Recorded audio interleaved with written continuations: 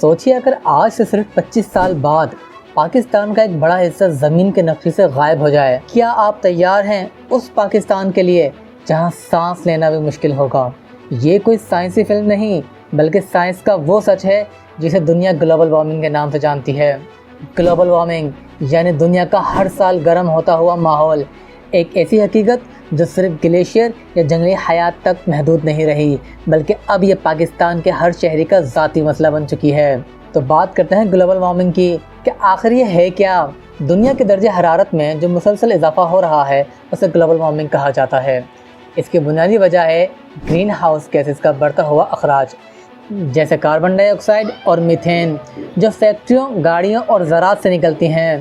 You N کی intergovernmental panel on climate change IPCC کے مطابق اگر 2023 تک گلوبل ٹیمپریچر 1.5 سینٹی گریڈ سے زیادہ بڑھ گیا تو کچھ تبدیلیاں irreversible ہو جائیں گی، یعنی کہ ان کو دوبارہ سے صحیح نہیں کیا جا سکے گا۔ تو اس ساری بھسڑ میں پاکستان کس لائن میں کھڑا ہے؟ یہاں ایک خوفناک سچ کا سامنا کرنا ضروری ہے۔ پاکستان دنیا کے صرف 1% گرین ہاؤس گیسز کا ذمہ دار ہے، لیکن کلائمیٹ چینج کے سب سے زیادہ متاثر ہونے والے ٹاپ 10 ممالک میں شامل ہے۔ یہ میں نہیں، German watch climate risk index 2021 کی رپورٹ ہے۔ 2022 کا سپر فلڈ یاد ہے؟ اس نے پاکستان کا ایک طویل حصہ ڈبا دیا تھا۔ 33 ملین لوگ بے گھر ہوئے اور اکنامی کو $30 بلین سے زیادہ کا نقصان ہوا۔ آنے والے 20 سال میں کیا ہوگا؟ ایوریج درجہ حرارت پاکستان میں 2 سینٹی گریڈ تک بڑھ جائے گا۔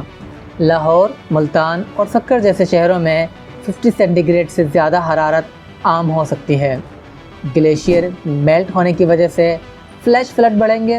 کراچی اور کوسٹل ایریا میں سمندر کی سطح بڑھنے سے زمین ڈوبنے لگے گی۔ ایگریکلچر، گندم، چاول، پھل ہارڈ ہٹ ہوگی۔ فوڈ شارٹیج کا خطرہ بڑھ جائے گا۔ یہ صرف مشورہ نہیں، یہ وہ خاکہ ہے جو ایشین ڈیولپمنٹ بینک نے اپنی رپورٹ میں دیا ہے۔ تو اس ساری چیز میں حکومت کیا کر رہی ہے؟ حقیقت یہ ہے کہ پاکستان میں کلائمیٹ پالیسی ہے لیکن امپلیمنٹیشن نہیں۔ پرائم منسٹر عمران خان کے دور میں 10 ملین ٹری سونامی کیمپین شروع ہوئی تھی، لیکن ایکسپرٹ کے مطابق اس کا زیادہ حصہ ڈاکومنٹس میں ہی رہا۔ 2021 میں کلائمیٹ چینج ایکٹ انٹروڈیوس کیا، لیکن کلائمیٹ فائنینس، پبلک اویئرنیس اور پروونشل کوآرڈینیشن میں بھی گیپس رہیں۔ تو جہاں پریشانی اتنی ہے تو وہاں امید کہاں ہے؟ لیکن امید ہے۔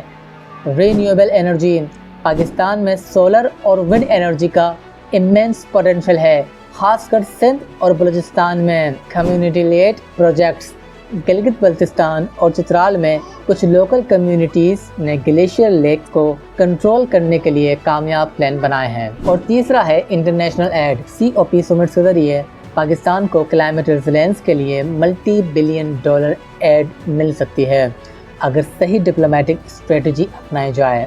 تو بات کا خلاصہ صرف یہ ہے کہ آج اگر ہم نے کلائمیٹ چینج کو صرف ایک گلوبل مسئلہ سمجھ کر اگنور کیا تو کل پاکستان کا ہر شہری اس کا ڈائریکٹ شکار ہوگا، چاہے وہ زمیندار ہو یا شہری، اسٹوڈنٹ ہو یا ریٹائرڈ افسر۔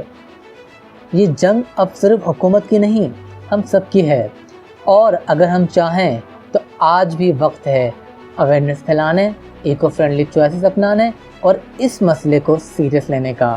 گلوبل وارمنگ ایک حقیقت ہے، سوال صرف یہ ہے کیا ہم تیار ہیں اس مستقبل کے لیے، یا پھر ہم آج بھی اسے اگنور کرتے رہیں گے جب تک کہ دیر نہ ہو جائے۔